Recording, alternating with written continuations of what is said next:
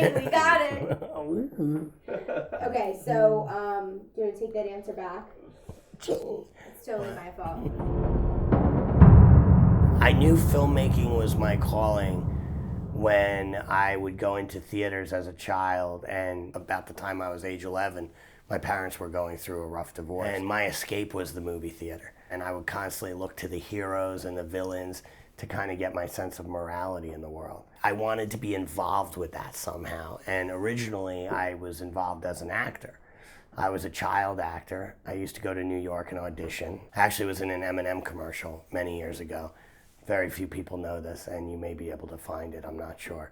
I saw what making a film was all about, and I really felt like that was what I wanted to do. And I decided, I want to go to film school.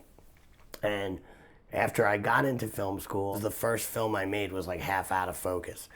And I realized, this is hard, this is not easy. And I had to accept the criticism of the audience and the criticism of my peers.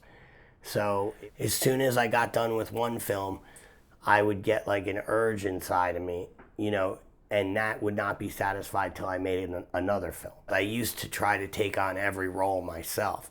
I tried to do everything. I tried to be the cameraman, I tried to be the editor, I tried to do so many things, and I really didn't have the experience in all those things the way departmentally at a higher level that they have it. I decided to trust.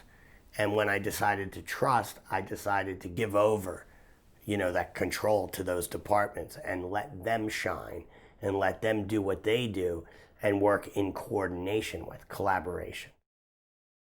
I think the highlight in my career was directing my first feature film and having the opportunity to do that and having to deal with not only the creative side, but the political side of filmmaking and the challenges that arise that way. I think going through that process just it was like a monkey off my back, because ever since film school, I was wanting to make a feature that actually was seen by people, and the film got picked up for worldwide distribution, and it made me feel, okay, you're at the starting gate. Now you can actually be a filmmaker. So I had a mentor, John Pogue, who has done like Fast and the Furious, Ghost Ship, U.S. Marshals. He's taught me a lot about the writing process, going through and actually reshaping your story. And he's never been one to sugarcoat anything. He's literally told me my stuff sucked. Like, this is not good, and I'll tell you why it's not good. And he's literally taken the time to do that. So I owe a great deal to him, because as you know, you can't really make a film unless you have a script. Stanley Kubrick is probably one of my biggest influences as a director, because while other directors might look at a certain amount of choices, Stanley always is choosing from many more variables, because he's taking more into consideration. By doing that and then making a choice, a solid choice, he's actually creating more value in the art that way. While other people might take a quick, easier answer, he gathers more data, he gathers more research. He was able to work a deal on the business side where he was able to have complete creative freedom over his movies. They would have no control over what he did creatively. And he was able to do that by making independent films successfully, and having independent films that not only were critically successful, but they were successful with the fans and at the box office.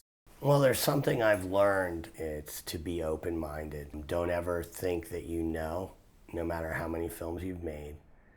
Being involved in the creative process involves being open-minded and being open-hearted to everything that will happen. If you can keep those words in your heart and your mind, then those are the things that are going to take you through, because there's a lot of talented people in the world. And the only way you're going to make great films is to collaborate with many other great-minded people. Success means being able to wake up every day and say, I do what I love, and I'm happy that I do it, whatever level that I happen to be doing it at that day. And getting to collaborate with other people and to see their creative minds at work, it just makes me happy to be in that environment. And to me, that's success, happiness.